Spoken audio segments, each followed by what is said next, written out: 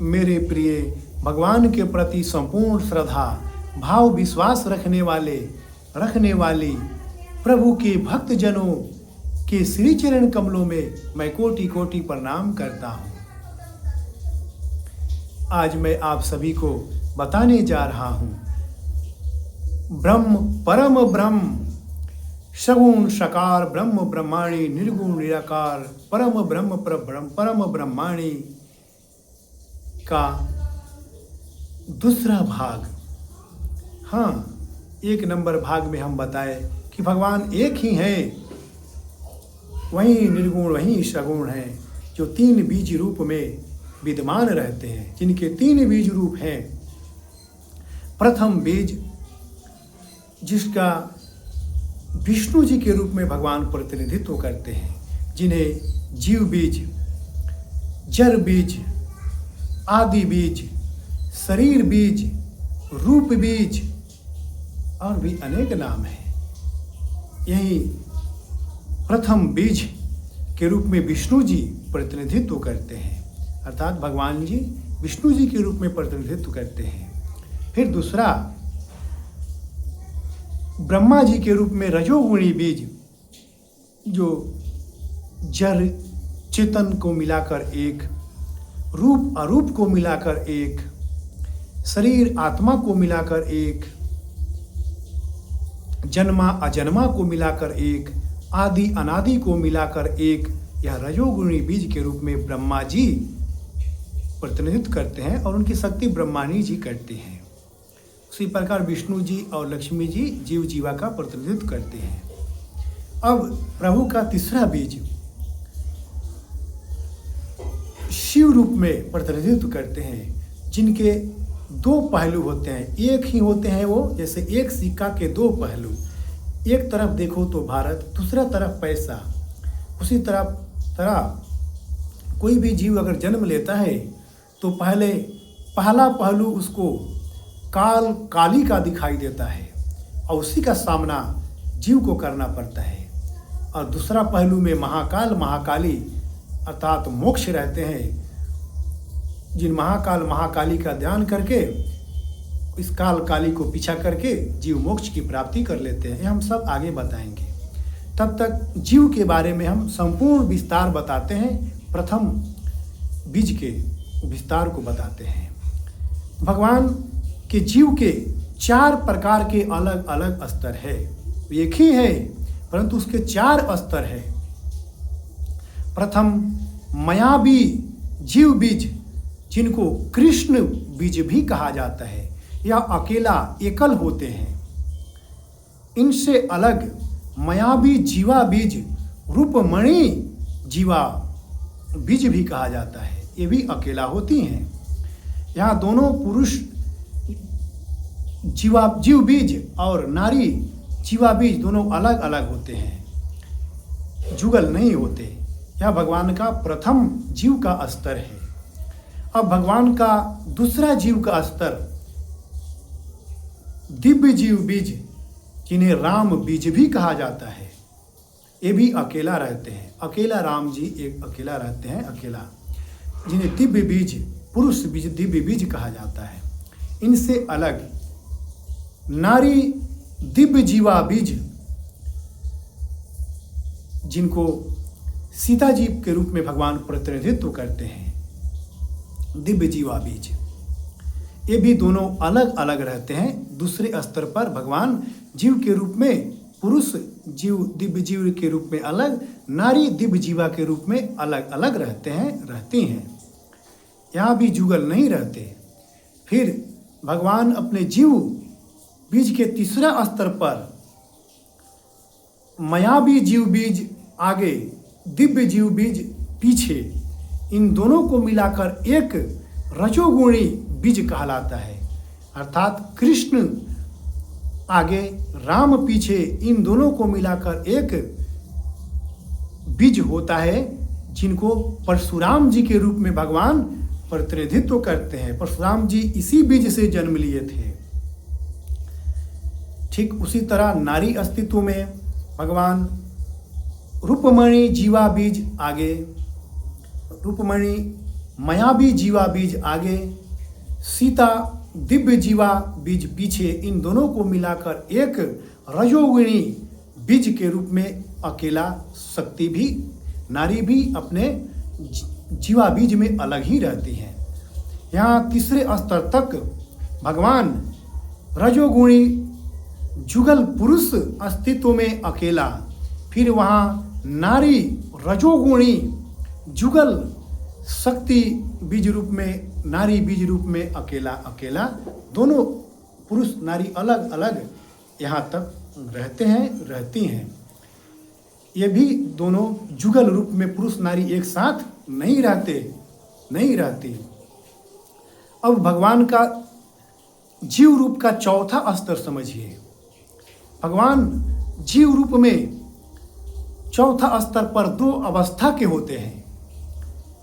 हाँ, अर्थात भगवान के जीव रूप का चौथा स्तर दो अवस्था में होता है। प्रथम अवस्था में मायावी जीव आगे, दिव्य जीव पीछे, इन दोनों को मिलाकर एक, अर्थात कृष्ण जी आगे, राम जी पीछे, इन दोनों को मिलाकर एक पुरुष जुगल पुरुष बीज दाहिने और उनके बाएं मायावी जीवा आगे, दिव्य जीवा पीछे, इन दोनों को मिलाकर एक जीवा नारी शक्ति बीज, अर्थात रूपमणि आगे, सीता जी पीछे, इन दोनों को मिलाकर एक जीवा एक अस्तित्व में अपने पुरुष अस्तित्व के बाएं होकर, दोनों मिलकर पुरुष आगे, पुरुष पुरुष आगे, जुगल शक्ति पीछे, इन दोनों को मिलाकर एक अस्तित्व में भगवान चौथे स्तर पर अपनी प्रथम अवस्था में रहते हैं। इसी अवस्था से भगवान कल्कि रूप में जन्म लेते हैं। हाँ, इसी अवस्था से भगवान कल्कि रूप में जन्म लेते हैं।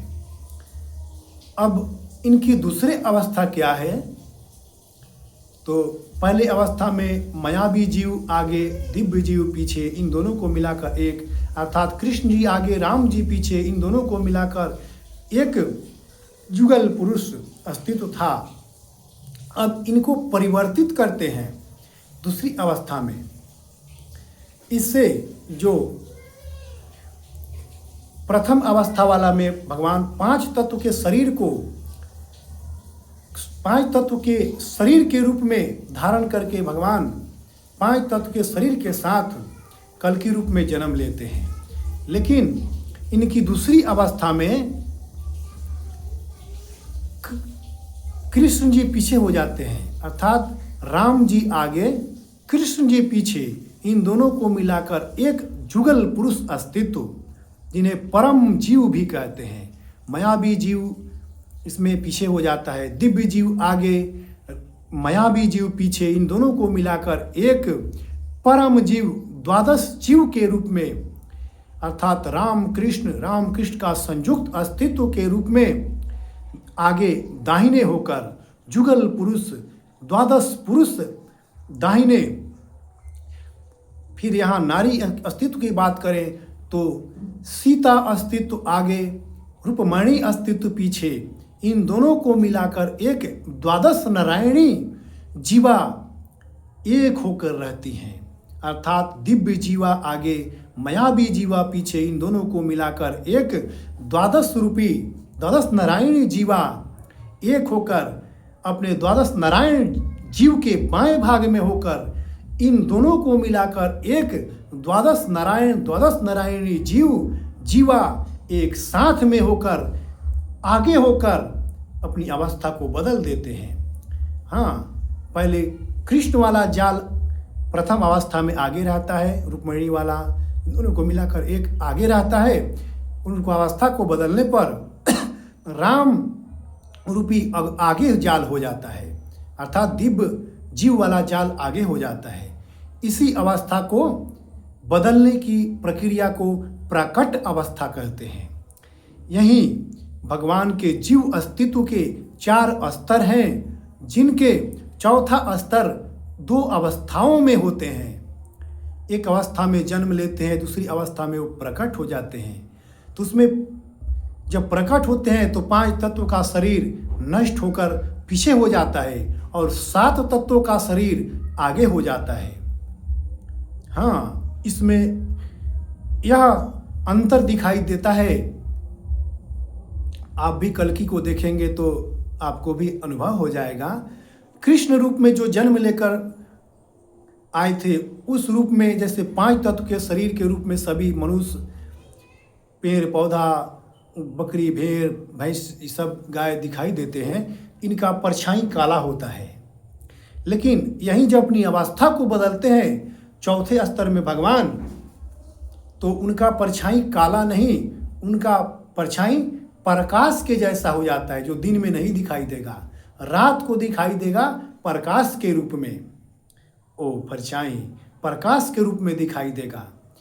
और जिस प्रथम अवस्था में जन्म लेते हैं भगवान, उस अवस्था में दिन को काला के रूप में परछाई दिखाई देता है, काला परछाई।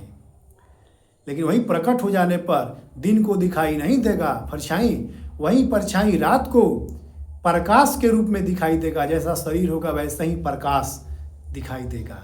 बस यही भगवान के जीव स्तर का संपूर्ण विस्तार है, जो आप सबको हम बता दिए।